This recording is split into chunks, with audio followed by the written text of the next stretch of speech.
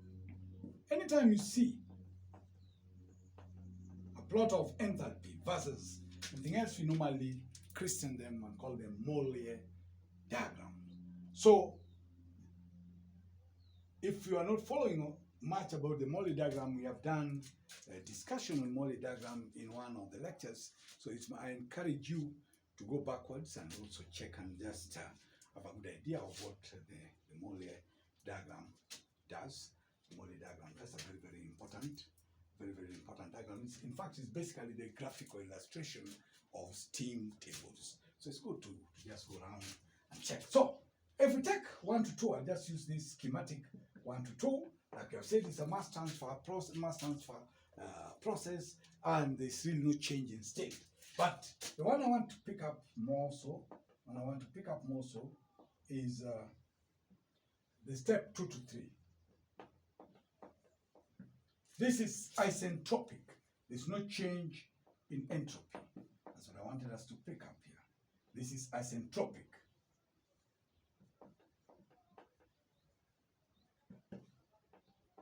I'm going to cause the other ones odd 5. We can mark that. But I want you to note that this is isentropic, constant entropy. So Molar diagrams are very important. In other words, sometimes you can actually just determine the amount of work done because you can read it off. That is the enthalpy corresponding to that particular process there. That's the enthalpy. Let's call it enthalpy 2. Where are we? Let's call that enthalpy 2, enthalpy 3. So you can actually read off some of these quantities directly. That's some of the importance and significance of the Molar diagram. Now, we have seen that we have that isentropic process and so forth. So in terms of the masses, if I just illustrate in terms of mass transfer, I can say that for this particular one here, the step here we have the steam and the clearance volume masses, and here basically have the clearance volume mass in that particular system. So these are systems which are good to understand. We say that it is more effective sometimes for smaller units to work with steam engines rather than work with steam turbines. Now let's just craft and see basically how will we get to how will we have this system actualize the thing to work. And of course you'll see that it can be it's actually reciprocating. So let's just say we have our unit here. Let's say we have this unit. It's just a sketch.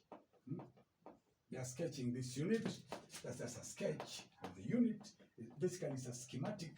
I just want to do a schematic so that you get a feel of basically what we are talking about. So let us say we have the piston cylinder there. Let's say that corresponds to the piston cylinder. And then we have our piston.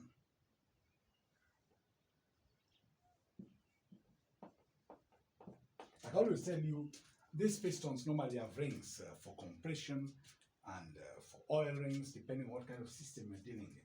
Because normally it has to be perfectly fitting. If it's not perfectly fitting, then you're in trouble. Yes, you might not assume if it's an ideal situation, you can assume even that the piston has no mass, is perfectly fitting, is rigid, there's no friction. But if the more you say them, the more you realize that you sound ridiculous in terms of practical reality. Friction has to be there. And that's one way of dissipating mechanical work in terms of the heat losses and so forth. So we don't want to delve into that. But we can discuss, we have discussed them elsewhere in the very ideal situation when we are deriving some of these things. So we have the piston, and we have here we have the piston cylinder, and let's say that here we have some multiple system of valves. We say valve systems. It's just a sketch. So we are talking of valves here. You have some valve systems there, and you have of course the piston connecting rod. That's the rod. And to this rod is connected to a crankshaft. This rod here is connected to a crankshaft.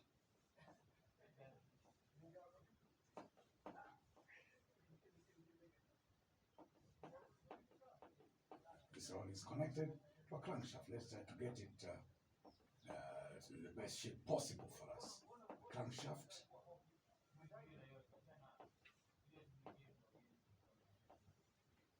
And of course, always remember where the rod is connected to this system, crankshaft system. Remember the crankshaft system.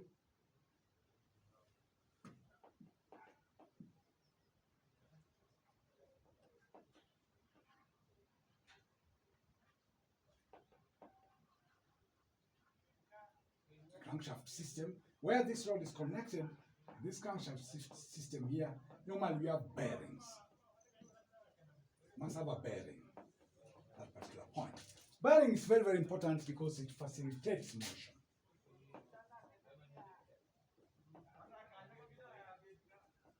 Facilitates rotary motion, to be more precise. So we'll always have a bearing that particular joint. And of course, as this moves on, we can have a rod connected to the valves.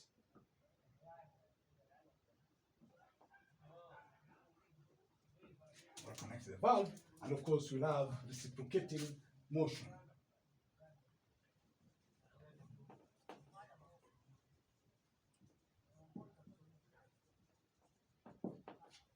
And of course that reciprocating motion will end up driving some flywheel. So we are going to look at those more and more as we move into engines. So I think when we move into internal combustion engines and for other types of engine designs, then you're going to see some of these things. So I think basically we have gotten in what we want in terms of steam engines and their kind of profiles. So I think we'll stop at that particular point. We'll pick up with the other lectures.